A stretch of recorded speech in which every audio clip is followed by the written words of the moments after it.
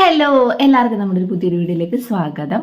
അപ്പോൾ ഇന്നത്തെ വീഡിയോ വന്നിട്ട് എനിക്ക് എൻ്റെ കുറച്ച് അഭിപ്രായങ്ങൾ പറയാനായിട്ടുള്ളൊരു വീഡിയോ ആണ് കേട്ടോ. അപ്പം എല്ലാ സാധാരണ മനുഷ്യർക്കും അഭിപ്രായങ്ങൾ പറയാനുള്ളൊരു അവകാശവും സ്വാതന്ത്ര്യമൊക്കെ ഉണ്ടല്ലോ. അപ്പം നമുക്ക് ഇപ്പോഴത്തെ ഒരു കാലഘട്ടത്തിൽ നമുക്ക് സോഷ്യൽ മീഡിയയിലൂടെ എല്ലാ അഭിപ്രായങ്ങളും പങ്കുവെക്കാനായിട്ട് സാധിക്കും.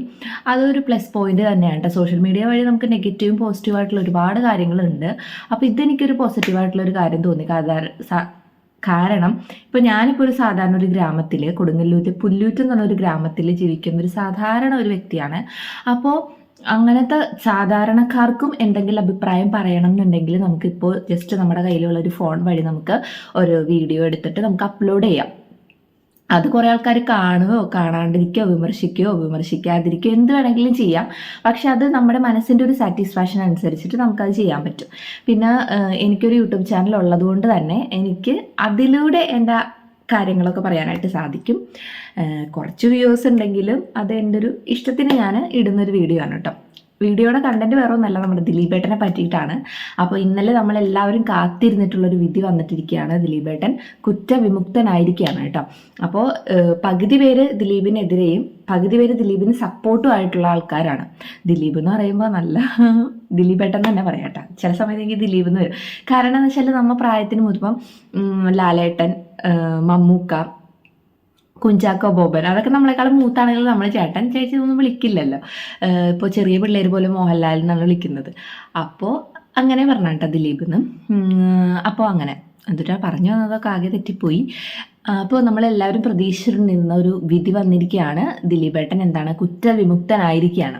അപ്പോൾ അതിൽ പോസിറ്റീവ് നെഗറ്റീവ് ആയിട്ടുള്ള ഒരുപാട് കമൻറ്റുകൾ ഞാൻ കണ്ടു. ഞാനും നിങ്ങളെപ്പോലെ ഭയങ്കര പ്രതീക്ഷയോട് കൂടി കാത്തിരുന്നൊരു വിധിയാണ് കേട്ടോ ഇത്.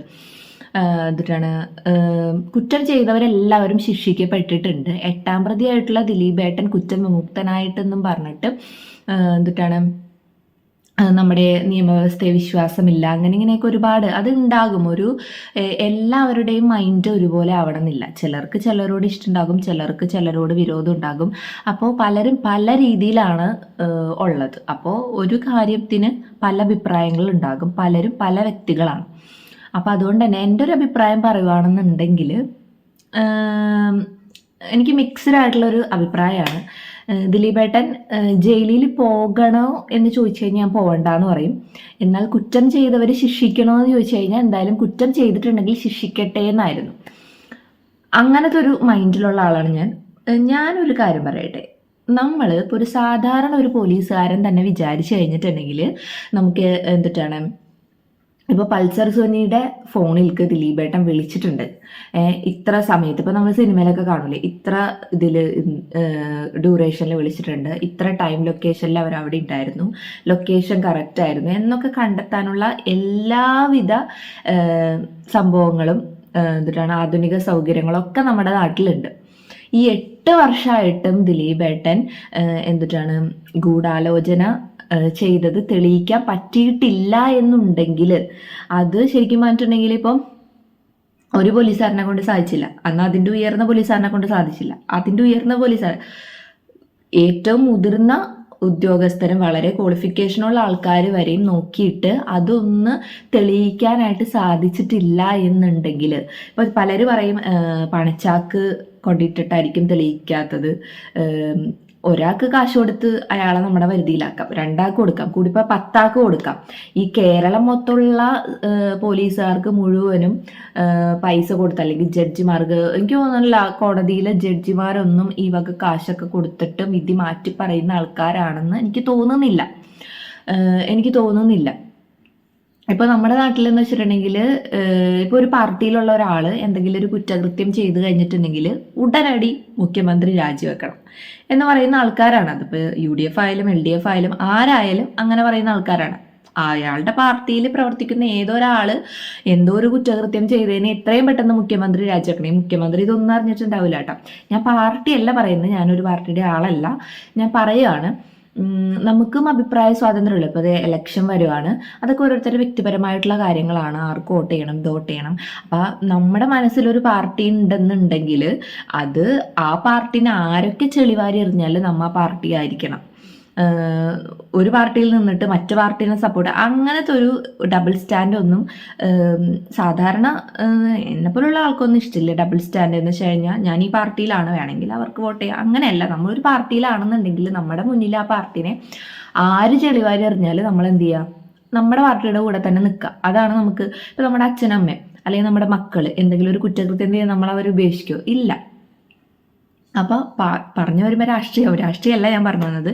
അപ്പോൾ ഇത്രയും പണച്ചാക്ക് വെച്ചിട്ടാണ് ദിലീപ് എല്ലാവരെയും സ്വാധീനിച്ചിട്ട് ഇതൊക്കെ ചെയ്തതെന്ന് പറയുമ്പോൾ നമുക്ക് അതിൽ അത്ര വിശ്വസനീയമല്ല കാര്യം. പിന്നെ പൾസർ സുനിയുടെ ബാക്ക്ഗ്രൗണ്ട് മാത്രം നല്ലതല്ല.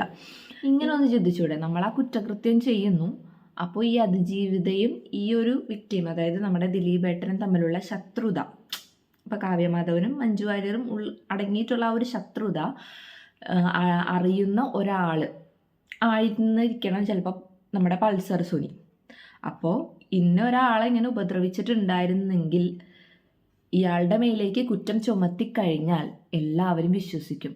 അതുമാത്രമല്ല, മോഹൻലാലും മമ്മൂട്ടിയും താരപരിവേഷത്തിൽ നിൽക്കുമ്പോൾ തന്നെ മലയാള ഇൻഡസ്ട്രി ഭരിച്ചിരുന്ന ഒരു നായകൻ കൂടിയിട്ടാണ് ദിലീപ്. അത് ഒരാളും ആൾക്ക് ഉണ്ടാക്കി കൊടുത്തതല്ല, അത് ആളായിട്ട് തന്നെ അഭിനയിച്ച് അടിപൊളിയാക്കി കൊണ്ടുവന്നിട്ടുള്ളൊരു കാര്യമാണ്. അത് ആരെന്തൊക്കെ പറഞ്ഞാലും അതിൽ വിരോധമുള്ള ഒരുപാട് ആൾക്കാരുണ്ടാകും. അതൊക്കെ ഉൾക്കൊണ്ട് ഇന്ന ആളെ ഒന്ന് വീഴ്ത്താനായിട്ട് ഇന്ന ആളൊന്ന് വീഴ്ത്താനായിട്ട് ആഗ്രഹമുള്ള പലരും മലയാള ഇൻഡസ്ട്രിയിലുണ്ട്. അപ്പോൾ അവരൊക്കെ ഇത് പറഞ്ഞാൽ വിശ്വസിക്കും, ജനങ്ങൾ വിശ്വസിക്കും. പ്രത്യേകിച്ച് ഇങ്ങനത്തെ ഒരു കാര്യമാകുമ്പോൾ ജനങ്ങൾ ഭയങ്കരമായിട്ട് രോക്ഷാകുലരാകും, അതൊരു സെൻസിറ്റീവ് ഇഷ്യൂ ആകും എന്നൊക്കെ ബുദ്ധിയുള്ള ഒരുത്തൻ തന്നെയാണ് ഈ പൾസർ സുനി എന്ന് പറഞ്ഞവൻ. അത് ആ ട്രാവലർ കണ്ടാൽ തന്നെ അറിയാൻ പറ്റും. എല്ലാ സജ്ജീകരണങ്ങളും അവൻ ഒരുക്കിയിട്ടാണ് ഇത് ചെയ്തിട്ടുള്ളത്. പിന്നൊരു കാര്യം പറയാമെന്ന് വെച്ചിട്ടുണ്ടെങ്കിൽ, നമ്മൾ ഒരിക്കലും അതിജീവിതയെ സപ്പോർട്ട് ചെയ്യാതിരിക്കുന്നില്ല. അവളെ ആ ഒരു 2-3 മണിക്കൂർ അതിൻ്റെ ഉള്ളിൽ അനുഭവിച്ചിട്ടുള്ള നരകയാതന, അത് നമ്മൾ മനസ്സിലാക്കേണ്ട ഒരു കാര്യം തന്നെയാണ്. അവളെ ചെയ്തവൻ, അതിന് കൂട്ടുനിന്നവനും എല്ലാവരും ശിക്ഷിക്കപ്പെട്ടിട്ടുണ്ട്. പിന്നെ ഈ ദിലീപിൻ്റെ ഒരു കാര്യം എന്താണെന്ന് വെച്ചിട്ടുണ്ടെങ്കിൽ, നമ്മൾ അറിയാത്തൊരു കാര്യം വെറുതെ ഇപ്പോൾ ഈ ദിലീപേട്ടനാണ് കുറ്റം ചെയ്തത് എന്ന് പറയുന്ന ഒരു വ്യക്തിയും നേരിട്ട് ഇതൊന്നും കണ്ടിട്ടില്ല. നേരിട്ട് കണ്ടിട്ടുണ്ടോ? ദിലീപ് പൾസർ സുനിനായിട്ട് ഫോൺ വിളിച്ച് ഇന്ന ആളെ ഇതാക്കണം എന്ന് പറഞ്ഞത് ആരെങ്കിലും കണ്ടിട്ടുണ്ടോ? പിന്നെ കാവ്യമാധവനാണെന്നൊക്കെ പറയുന്നു, അതൊന്നും എനിക്കറിയില്ല. അതിനെപ്പറ്റി ആധികാരികമായിട്ടൊന്നും പറയാൻ എനിക്കറിയില്ല. അതേപോലെ തന്നെ മഞ്ജു വാര്യരുടെ ജീവിതം നശിപ്പിച്ചിട്ട് കാവ്യമാധവന്, അതൊക്കെ അത് അവരുടെ പേഴ്സണൽ കാര്യമാണ്. പിന്നെ ഒരു കാര്യം ഞാൻ പറയാൻ വെച്ചിട്ടുണ്ടെങ്കിൽ, മഞ്ജു വാര്യരുടെ ജീവിതം നശിപ്പിച്ച് ദിലീപ് കാവ്യനെ കെട്ടി എന്ന് പറയുന്നത് ഒന്ന് ആലോചിച്ച് നോക്കി. ശരിക്കും പറഞ്ഞിട്ടുണ്ടെങ്കിൽ ഇപ്പോൾ കാവ്യമാധവനല്ലേ ഫിലിമെ ഉപേക്ഷിച്ച ഒരു കുടുംബിനിയായിട്ടിരിക്കുന്നത്. മഞ്ജു വാര്യർ അതേസമയം എന്താണ്, പണ്ടത്തെ ഏരിയയിലും അടിപൊളിയായിട്ട് ഇപ്പോൾ തമിഴിലായാലും ഹിന്ദിയിലായാലും എല്ലാ രീതിയിലും ഭയങ്കര ഒരു വലിയൊരു പൊസിഷനിലാണ് മഞ്ജു വാര്യർ നിൽക്കുന്നത്. എന്നിട്ടാണ് ഇപ്പോൾ സാധാരണ ഇപ്പോൾ 40 കടന്നിട്ടുണ്ട് മഞ്ജു വാര്യർക്ക്, കടന്നിട്ട് ഒരുപാട് നാളായി. അപ്പോൾ 40s നിൽക്കുമ്പോഴും സാധാരണ ഒരു ചെറുപ്പക്കാരി നായികനിലേക്കാളും 10 ഇരട്ടി ശമ്പളം കിട്ടുന്ന ശമ്പളമല്ല, റെമ്യൂണറേഷൻ കിട്ടുന്ന ഒരു നടിയാണ്. ഏറ്റവും കൂടുതൽ പ്രൈസ് വാല്യൂ ഉള്ള ഒരു നടിയാണ് മഞ്ജു വാര്യർ. അതിനോടൊക്കെ ഒരു സത്യം പറഞ്ഞിട്ടുണ്ടെങ്കിൽ ദിലീപിനോട് കാവ്യനോട് മഞ്ജു വാര്യർ നന്ദിയാണ് പറയേണ്ടത്. ഞാൻ എന്തെങ്കിലും പറയാനാണെങ്കിൽ പൊട്ടത്തരാണെങ്കിൽ ക്ഷമിക്കാട്ടെ. പക്ഷേ എൻ്റെ ഒരു സാധാരണ ഒരു മനസ്സിൽ തോന്നുന്ന കാര്യങ്ങളാണ്, സത്യമല്ല. അല്ലെങ്കിൽ 14 വർഷം ആ ഒരു വീട്ടിൽ കിടന്ന പോലെ മോളെ നോക്കി ആ വീട്ടിൽ തന്നെ കിടക്കേണ്ടി വന്നേനെ. ഇതൊന്നും ഇല്ലായിരുന്നുണ്ടെങ്കിൽ മഞ്ജു വാര്യർക്ക് അടിപൊളി യോഗം ദൈവം വിധിച്ചിട്ടുണ്ട്. അപ്പം ഈ ഒരു സാഹചര്യത്തിൽ ശരിക്കും വീട്ടിൽ ഒതുങ്ങിക്കൂടാനുള്ള യോഗം കാവ്യമാധവനാണ്. അപ്പം അതങ്ങനെ വന്നു. ശരിക്കും പറഞ്ഞാൽ വിധിയാണ്, പല കാര്യങ്ങളും വിധിയാണ്. ഓരോരുത്തർക്കും ഒരു വിധി നമ്മുടെ ദൈവം തലയിൽ വരച്ച് വെച്ചിട്ടുണ്ട്, അതേപോലെ നടക്കുള്ളൂ. നമ്മൾ എത്ര പ്രാർത്ഥിച്ച് ആ വിധി മാറ്റാൻ നോക്കിയാലും പറ്റില്ല. ആ വിധിയുടെ ഒരു ആഘാതം കുറയ്ക്കാതെ നമുക്ക് നമ്മുടെ മൈൻഡിനൊന്ന് സമാധാനിപ്പിക്കുക, അത്രേ നമുക്ക് പ്രാർത്ഥനയിലൂടെ പറ്റുള്ളൂ. ദൈവം നമ്മൾ ജനിച്ചപ്പോൾ നമുക്കൊരു വിധി തന്നിട്ടുണ്ട്. ഇപ്പോൾ അതേപോലെ കാര്യങ്ങൾ നടക്കുള്ളൂ. അത് നടക്കാൻ വേണ്ടി ഒരുപാട് കാര്യങ്ങൾ നമ്മളെ കൊണ്ട് തന്നെ ദൈവം ചെയ്യിക്കും. ഞാൻ അങ്ങനത്തെ ഒരു ഇതിൽ വിശ്വസിക്കുന്ന ആളാണ് കേട്ടോ. അപ്പം അതേപോലെ തന്നെ ദിലീപും കാവ്യം അങ്ങനത്തെ ഒരു ബന്ധം ഉണ്ടായത് കൊണ്ടാണ് മഞ്ജു വാര്യർക്ക് ഉപേക്ഷിക്കേണ്ടി വന്നത്. മഞ്ജു വാര്യർ ഇത്രയും വലിയൊരു പൊസിഷനിൽ എത്തേണ്ടി വന്നത്. ഒരിക്കലും ആ കണ്ണു നിറഞ്ഞ കോടതി വരാന്തയിൽ കൂടെ പോകുമ്പോൾ നമുക്കും സങ്കടമാണ്. പക്ഷെ എന്നിട്ട് ആ റീൽസ് കണ്ടവർ ഭൂരിഭാഗം ആൾക്കാർ ആ റീൽസ് കണ്ടിട്ടുണ്ടാവും, ഒരു കാറിൽ നിന്ന് ഇറങ്ങി വരുന്ന കൂളിംഗ് ഗ്ലാസ് ഒക്കെ വെച്ചിട്ട്. അപ്പം ഇത്രയും വലിയൊരു ഉന്നതിയിലെത്താൻ കാരണം അന്ന് അവിടെ നിന്ന് ഉപേക്ഷിച്ച് പോകുന്നത് കൊണ്ടായിരിക്കണം.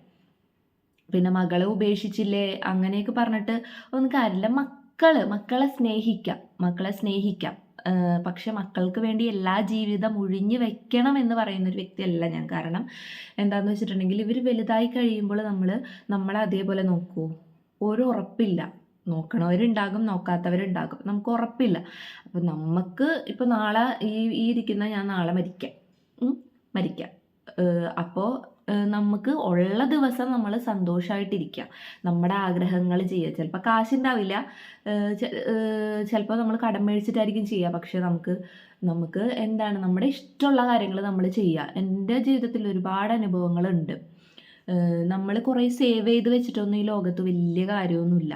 നമുക്ക് ഒരു ഫിനാൻഷ്യൽ ഇതുണ്ടാകും, അതൊക്കെ ഒരു കാര്യമാണ്. പക്ഷേ ഒന്നും നമ്മൾ ഒരു 10 രൂപയുടെ ഒരു ഐസ്ക്രീം മേടിക്കാണ്ട, നമ്മളൊരു സ്ഥലത്ത് പോയി സിനിമക്ക് പോവാണ്ട, ഒരു സ്ഥലം പോയി കാണാണ്ട, ടൂറ് പോകാണ്ട, നമ്മൾ ഇതൊക്കെ കൂട്ടി വെച്ച് അവസാനം വയസ്സാകുമ്പോൾ മക്കൾക്ക് ഉപയോഗിക്കാനായിട്ടാണോ നമ്മളത് കൂട്ടി വയ്ക്കുന്നത്? മക്കൾക്ക് അവർ വലുതാകുമ്പോൾ അവരുണ്ടാക്കിക്കോട്ടെ. മക്കൾ ഇതൊക്കെ ഈ സിനിമക്ക് പോകും, ഈ സാധനങ്ങളൊക്കെ പോകും, അപ്പം നമ്മളെ കൊണ്ടുപോകണമെന്നുണ്ട്. അപ്പം നമ്മൾ വയസ്സാവില്ലേ? അപ്പോൾ മക്കൾക്ക് വേണ്ടി നമ്മുടെ ജീവിതം ഒഴിഞ്ഞു വെക്കണം എന്നൊക്കെ പറയണത് വെറും പോഷായിട്ടുള്ളൊരു കാര്യമാണ്. നമ്മളവരെ സ്നേഹിക്കുക, അവർക്ക് വിദ്യാഭ്യാസം കൊടുക്കുക, അത്രേ ഉള്ളൂ. അല്ലാണ്ട് കുറേ സ്വർണം കൊടുത്ത് അവരെ കെട്ടിക്കണം അങ്ങനത്തെ ഒരു രീതിയിലൊക്കെ എനിക്ക് വളരെ എതിർപ്പുള്ള ഒരാളാണ് കേട്ടോ ഞാൻ എൻ്റെ അഭിപ്രായമായിട്ട് പറയണം. അപ്പോൾ ഇത് കേൾക്കുന്ന ഓരോ വ്യക്തിക്കും പല അഭിപ്രായങ്ങളായിരിക്കും. അപ്പം നമ്മുടെ ടോപ്പിക്ക് നമ്മൾ മാറിപ്പോയി. അപ്പം ഞാൻ പറഞ്ഞു വന്നത്, മഞ്ജു വാര്യർ മോളെ ഉപേക്ഷിച്ചെന്ന് വെച്ചിട്ട് മോൾ അടിപൊളിയായിട്ട് ജീവിക്കുന്നില്ലേ? മോളുടെ അച്ഛൻ്റെ കൂടെയാണ് ഇഷ്ടം. മഞ്ജു വാര്യർക്ക് ഇപ്പോൾ ഒറ്റയ്ക്കായിട്ട് എന്തിൻ്റെ കുറവ്? ഒരു കുറവില്ല, അടിപൊളിയായിട്ട് ഇപ്പം എത്ര കോടികൾ സമ്പാദ്യമുള്ളൊരു വ്യക്തിയായിരിക്കും അവർ. അപ്പം നമ്മൾ ദിലീപായാലും ഈ അതിജീവിത ആയാലും അതേപോലെ തന്നെ മഞ്ജു വാര്യരായാലും കാവ്യമാധവനായാലും അവർക്ക് ഇനി ജോലി ചെയ്തില്ലെങ്കിലും ജീവിക്കാനുള്ളതൊക്കെ അവർ സമ്പാദിച്ച് വെച്ചിട്ടുണ്ട്. അവർക്ക് വേണ്ടി തമ്മി തല്ലണ ആൾക്കാർക്കാണെങ്കിൽ ഒരു വണ്ണം കെട്ടില്ലേ എന്തായാലും. വെറുതെ അവർക്ക് വേണ്ടിയിട്ട് എന്നാൽ അവർ ഇപ്പം എല്ലാവർക്കും അതിൻ്റേതായ ഓരോരോ പ്രശ്നങ്ങളുണ്ട്. അപ്പോൾ അവർ കടന്നു പോകുന്ന വഴിയിൽ കൂടെ ആയിരിക്കില്ല നമ്മൾ കടന്നു പോകുന്ന വഴിയിൽ കൂടെ ആയിരിക്കില്ല അവർ കടന്നു പോകുന്നത്. എല്ലാം അതും ഡിഫറെൻ്റാണ്. അപ്പോൾ ഞാൻ ദിലീപേട്ടൻ്റെ ഭാഗത്ത് നിന്നുകൊണ്ടും പറയുന്നില്ല, നിൽക്കാതെയും പറയുന്നില്ല. എനിക്ക് പേഴ്സണലി ഇഷ്ടമുള്ളൊരു നടനാണ്. പിന്നെ ദിലീപേട്ടൻ കുറ്റക്കാരനാണെന്ന് പറയാനായിട്ട് ഞാനത് നേരിട്ട് കണ്ടിട്ടില്ല. ഇപ്പോൾ ഇന്നലെ വന്ന വിധിയിൽ ഞാനത് പൂർണ്ണമായിട്ടും വിശ്വസിക്കുന്നു. ഞാൻ ഒരു കാര്യം പറയണമെന്ന് വെച്ചിട്ടുണ്ടെങ്കിൽ, ഈ പണം കൊടുത്ത് വിധി മാറ്റി എന്ന് പറയുന്ന ഒരു സ്റ്റേറ്റ്മെൻറ്റിനോട് ഞാൻ ഒരിക്കലും യോജിക്കുന്നില്ല. അത് 8 വർഷത്തോളം കാലം ദിലീപ് കുറ്റം ചെയ്തിട്ടുണ്ടെന്നുണ്ടെങ്കിൽ എന്തായാലും തെളിയിക്കേണ്ട ഒരു ദിവസം കഴിഞ്ഞു. സത്യം പറഞ്ഞിട്ടുണ്ടെങ്കിൽ കഴിഞ്ഞു. എത്ര പണം ഉണ്ടെങ്കിലും നമുക്ക് ഇതാക്കാം. പിന്നെ ഈ ആൾക്ക് ശിക്ഷ കിട്ടിയില്ല എന്ന് പറഞ്ഞത് വളരെ തെറ്റാണ്. കാരണം ഈ 8 വർഷത്തോളം അദ്ദേഹം അനുഭവിച്ച നരകയാതന, അതല്ല അദ്ദേഹത്തിന് കിട്ടേണ്ട ഏറ്റവും വലിയൊരു ശിക്ഷ. 85 ദിവസത്തോളം ജയിൽവാസം അനുഭവിച്ചു കുറ്റം ചെയ്താലും. അപ്പോൾ ഒന്ന് ആലോചിച്ച്, കുറ്റം ചെയ്തിട്ടില്ല എന്ന് ആലോചിച്ച് നോക്കിയേ. കുറ്റം ചെയ്തിട്ടില്ലെങ്കിൽ ഇയാളുടെ കുടുംബത്തിനും സംഭവിച്ചിട്ടുള്ള ആ ഒരു ഇതിൽ നിന്ന് ആര് സമാധാനം പറയും? കുറ്റം ചെയ്തിട്ടുണ്ടെങ്കിൽ അയാൾ ശിക്ഷിക്കപ്പെട്ടില്ലേ? അയാൾ 85 ദിവസം ഇത് കിടന്നു. അയാളുടെ ഇമേജ്, അയാളുടെ ഡിഗ്നിറ്റി എല്ലാം അയാൾക്ക് നഷ്ടമായില്ലേ? ഇത്രയും അടിപൊളി ആയി ജീവിച്ചിരുന്നൊരു വ്യക്തി, കാശ് ആൾക്ക് എത്ര പോയി കഴിഞ്ഞിട്ടുണ്ടെങ്കിൽ ആൾക്ക് സമ്പാദിക്കാവുന്ന, ഇപ്പം എനിക്ക് തോന്നുന്നു മോഹൻലാലിനും മമ്മൂട്ടിനേക്കാളും ഉള്ള സമ്പാദ്യം നമ്മുടെ ദിലീപിനുണ്ട്. അതുകൊണ്ടാണ് സിനിമ ഇൻഡസ്ട്രിയിലെ പലരും ദിലീപിനെ ഭയക്കുന്നതും, അതുകൊണ്ടാണ് ദിലീപിനെ വീഴ്ത്താനായിട്ട് ഒരുപാട് പേര് ശ്രമിക്കുന്നത്. അതുകൊണ്ടാണ്, കാരണം അത്രക്ക് ഉയർന്നു പോയത് കൊണ്ട് മാത്രമാണ്. അതായത് നമ്മളിപ്പം നമ്മൾ ഉയർന്നാൽ മാത്രമാണ് നമുക്ക് ശത്രുക്കൾ ഉണ്ടാകുക. അതേസമയം നമ്മൾ താഴ്ന്ന് അധപ്പതിച്ച് കിടക്കുന്ന ഒരാൾക്ക് എന്തെങ്കിലും ശത്രുക്കൾ ഉണ്ടാകുമോ? ഇല്ല. നമ്മൾ സന്തോഷിക്കണം എന്ന് ആഗ്രഹിക്കുന്നവർ വളരെ ചുരുക്കം ഉണ്ടാവുള്ളൂ. അതിപ്പോൾ നമ്മുടെ സ്റ്റാറ്റസിൽ തന്നെ നമുക്ക് മനസ്സിലാവും. അതായത് നമ്മുടെ ഒറ്റക്കുള്ളൊരു ഫോട്ടോ കണ്ടിട്ടുണ്ടെങ്കിൽ അത് ലൈക്ക് ചെയ്യുന്ന ഒരാൾ നമ്മളെ വലിയ കുഴപ്പമില്ലാണ്ട് സ്നേഹിക്കുന്നവരായിരിക്കും. ചിലവർക്ക് ഇഷ്ടം ഉണ്ടാവില്ല, അവർ ലൈക്കും ചെയ്യില്ല, ജസ്റ്റ് കണ്ടിട്ട് പോകും, മനസ്സുകൊണ്ട് അങ്ങനെയൊക്കെ പറഞ്ഞിട്ട് പോകും. അപ്പോൾ നമ്മളോട് ചിരിച്ചു കാണിക്കുന്നവരൊന്നും നമ്മളോട് ഇഷ്ടമുള്ളവരല്ല. നമ്മളോട് ഇഷ്ടമുള്ളവർ നമ്മുടെ അച്ഛനും അമ്മയും, നമ്മുടെ മക്കൾ തന്നെ ഉണ്ടാവണമെന്നില്ല, നമ്മുടെ അച്ഛനും അമ്മയും അല്ലാതെ നമ്മളെ പൂർണ്ണമായിട്ടും സ്നേഹിക്കുന്നവർ ലോകത്ത് ആരും ഉണ്ടാവില്ല എന്നുള്ള കാര്യം ഉറപ്പാണ്, ഡാം ഷുവറാണ്. അപ്പോൾ അത്രയും ഉന്നതിയിൽ നിൽക്കുന്ന ഒരാളെ വീഴ്ത്താനായിട്ട് പലരും നോക്കും. പലരും നോക്കുക. അപ്പം അതുകൊണ്ട് തന്നെ അങ്ങനെയും ഉണ്ടാകാം സാഹചര്യങ്ങൾ. പിന്നെ പൾസർ സുനിയുടെ ബാക്ക്ഗ്രൗണ്ട് അത്രക്ക് നല്ല വെടിപ്പല്ലാത്തത് കൊണ്ട് അങ്ങനെയും ചിന്തിക്കാം. പിന്നെ എന്നിട്ടാണ് അവൻ അങ്ങനത്തെ ഒരാളാണ് സത്യം പറഞ്ഞിട്ടുണ്ടെങ്കിൽ. അപ്പോൾ എന്താണ്, അപ്പം ഇന്നലത്തെ ഒരു വിധിയിൽ ഞാൻ വളരെയധികം സന്തോഷമുള്ളൊരു ആളാണ്. ഇപ്പോൾ പലരും എൻ്റെ വീഡിയോ കാണുമ്പോൾ ഇവൾക്ക് എന്തിൻ്റെ കേടാണ്, കണ്ട ദിലീപിൻ്റെയും പൾസർ സുനിയുടെയും അതിജീവിതയുടെയൊക്കെ കാര്യം പറഞ്ഞ് ഇവളെന്തിനാണ് വീഡിയോ ഇടുന്നത്, ചുമ്മാതാണ് വീഡിയോ ഇടുന്നത്. കാരണം എൻ്റെ അഭിപ്രായം ഞാൻ പറയുന്നതിന് എനിക്ക് വ്യക്തി സ്വാതന്ത്ര്യമുള്ളൂ. എൻ്റെ ഫോൺ, എൻ്റെ സ്റ്റാൻഡ്, എൻ്റെ വോയിസ് എല്ലാം എൻ്റെ. അപ്പം എനിക്ക് പറയാമല്ലോ, കണ്ടവർ കാണണ്ട, അത്രേ ഉള്ളൂ. പിന്നെ എൻ്റെ ഒരു ആഗ്രഹമാണ് ദിലീപേട്ടനെ കാണണം, ഒരു ഫോട്ടോ എടുക്കണമെന്ന് എന്തെങ്കിലും സാധിക്കട്ടെ. എൻ്റെ അനിയൻ ഫോട്ടോ എടുത്തിട്ടുണ്ടായിരുന്നു കേട്ടോ, നമ്മുടെ ഇവിടെ കോട്ടപ്പുറത്ത് വന്നപ്പോൾ ഫോട്ടോ എടുത്തിട്ടുണ്ടായിരുന്നു. അപ്പോൾ എന്തെങ്കിലും കാണണം, ഒരു ഫോട്ടോ എടുക്കണം എന്നൊക്കെ ഭയങ്കര ആഗ്രഹമാണ്. അപ്പോൾ എന്തെങ്കിലും നടക്കട്ടെ. പിന്നെ എന്തുട്ടാണ്, ഇനിയിപ്പോൾ കുറച്ച് നാൾ സമാധാനമായിട്ട് ഉറങ്ങാം. ഇനി അപ്പീലിന് പോകുന്നൊക്കെ പറയുന്നുണ്ടാവും, എനിക്കറിയില്ല. പിന്നെ ആൾ ഭയങ്കര ഈശ്വരവിശ്വാസിയായിരുന്നു കേട്ടോ. നമ്മുടെ കൊടുങ്ങല്ലൂരൊക്കെ വന്നിട്ടുണ്ട്, എല്ലാ അമ്പലങ്ങളിലൊക്കെ വരും. നല്ല ഈശ്വരവിശ്വാസമുള്ള ആളാണ്. നമുക്ക് ഈശ്വരവിശ്വാസം കൊണ്ട് നമുക്കൊരു പോസിറ്റീവ് എനർജി കിട്ടും. ഈശ്വരൻ ഇല്ലയെന്നൊന്നും പറയാനായിട്ട് പറ്റില്ല. അപ്പോൾ അത്രയൊക്കെ ഉള്ളൂ. ഞാൻ ഈ വീഡിയോ അപ്ലോഡ് ചെയ്യാണ്, 2 കൽപ്പിച്ച് ഞാൻ അപ്ലോഡ് ചെയ്യും. കാണേണ്ടവർ കാണട്ടെ, കാണാത്തവർ കാണട്ടെ. ഞാൻ ഒരിക്കലും അതിജീവിതയുടെ ഒപ്പമല്ല എന്ന് പറഞ്ഞിട്ടില്ല. അവർ നമ്മളെപ്പോലെ ഒരു സ്ത്രീയാണ്. അവർ ഉപദ്രവിച്ച എല്ലാവരും ശിക്ഷിക്കപ്പെട്ടിട്ടുണ്ട്. പിന്നെ വെറുതെ ഒരു സംശയത്തിൻ്റെ പേരിൽ നമ്മൾ ദിലീപിനെ ഇതാക്കുകയാണെന്നുണ്ടെങ്കിൽ, ആൾ കുറ്റം ചെയ്തിട്ടില്ലെങ്കിൽ ആൾ രക്ഷപ്പെടട്ടെ. കുറ്റം ചെയ്തിട്ടുണ്ടെങ്കിൽ അത് കാലം തെളിയിക്കട്ടെ. അല്ലാത്ത പക്ഷം നമ്മൾ അറിയാത്തൊരു കാര്യത്തിന് വേണ്ടിയിട്ട് ആൾ കുറ്റം ചെയ്തിട്ടുണ്ടെന്ന് അയാളുടെ തലയിൽ കൊണ്ട് ചുമത്തേണ്ട കാര്യമില്ല എന്നേ ഞാൻ പറഞ്ഞുള്ളൂ. അപ്പോൾ അത്രേ ഉള്ളൂ. അടുത്തൊരു വീഡിയോ ആയിട്ട് കാണുന്നവരേക്കും എല്ലാവർക്കും tata, bye bye, see U.